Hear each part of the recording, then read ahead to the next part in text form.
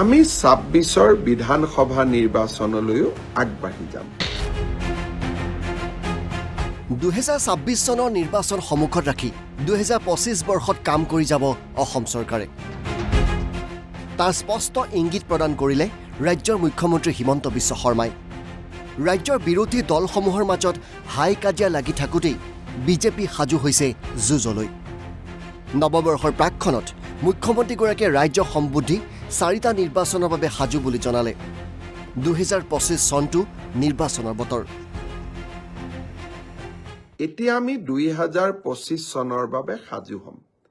২০২৫ চন ৰাজনৈতিক দৃষ্টিভংগীৰেও গুৰুত্বপূৰ্ণ হৈ থাকিব। বছৰটোৰ আৰম্ভণিতে পঞ্চায়তৰ নিৰ্বাচন, তাৰ পৰৱৰ্তী সময়ত স্বায়ত্তশাসিত পৰিষদসমূহৰ নিৰ্বাচন আৰু তাৰ পিছত বিটিআৰৰ নিৰ্বাচন। ২০২৫ চনৰ পাছত ২০২৬ৰ পৰিকল্পনা বিজেপিৰ। ২০২৬ৰ বিধানসভালৈ ২০২৪তে সাজু হৈছে মুখ্যমন্ত্ৰীগৰাকী। আৰু এই ধৰণে ২৫ চনৰ ৰাজনৈতিক ঘটনাৰাজিৰ মাজতেই আমি ২৬ৰ বিধানসভা নিৰ্বাচনলৈও আগবাঢ়ি যাম। স্বাভাৱিকভাৱে ২০২৫ চনটো আমাৰ বাবেও ফুল অফ একশ্যন বা আমাৰ বাবেও ব্যস্ততাপূৰ্ণ হ'ব। ৰাইজৰ মাজত এই বছৰটোত গৈ থকাৰ বাবে চেষ্টা কৰিম। এতিয়া ২০২৪ চনৰ বিদায় বেলা। ২০২৫ সোমোৱাৰ লগে লগে নিৰ্বাচনী বতাহে কোবাই যাব সমগ্ৰ অসমক। হিমন্ত বিশ্ব শৰ্মা চৰকাৰক ব্ৰহ্মপুত্ৰত দলিয়াই পেলাবলৈ সাজু হৈছে বিৰোধী বাহিনী।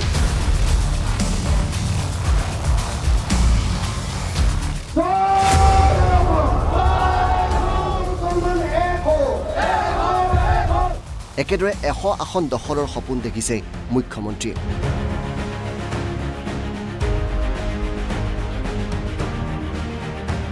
Bureau report NB news. আমি ২৬ৰ বিধানসভা নিৰ্বাচনলৈও আগবাঢ়ি যাম। ২০২৬ চনৰ নিৰ্বাচন সন্মুখত ৰাখি ২০২৫ বৰ্ষত কাম কৰি যাব অসম চৰকাৰে। তাৰ স্পষ্ট ইংগিত প্ৰদান কৰিলে ৰাজ্যৰ মুখ্যমন্ত্ৰী হিমন্ত বিশ্ব শৰ্মাই। ৰাজ্যৰ বিৰোধী দলসমূহৰ মাজত হাই কাজিয়া লাগি থাকোঁতেই বিজেপি সাজু হৈছে যুঁজলৈ। নৱবৰ্ষৰ প্ৰাকক্ষণত মুখ্যমন্ত্ৰীগৰাকীয়ে ৰাজ্যক সম্বোধি ৪টা নিৰ্বাচনৰ বাবে সাজু বুলি জনালে। ২০২৫ চনটো নিৰ্বাচনৰ বতৰ। এতিয়া আমি ২০২৫ চনৰ বাবে সাজু হ'ম।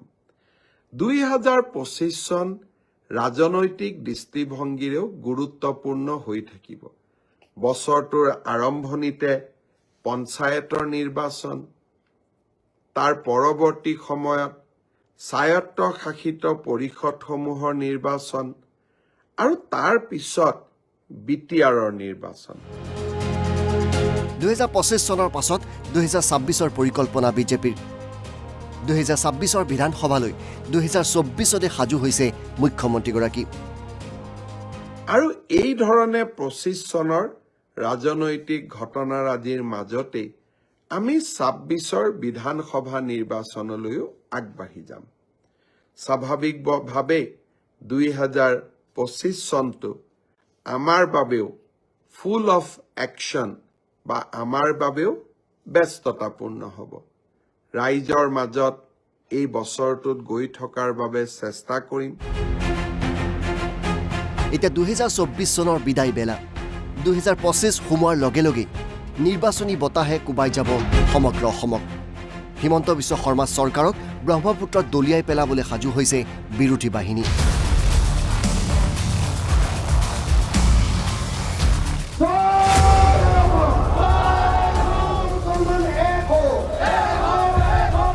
একেদৰে ১০০ আসন দখলৰ সপোন দেখিছে মুখ্যমন্ত্ৰীয়ে।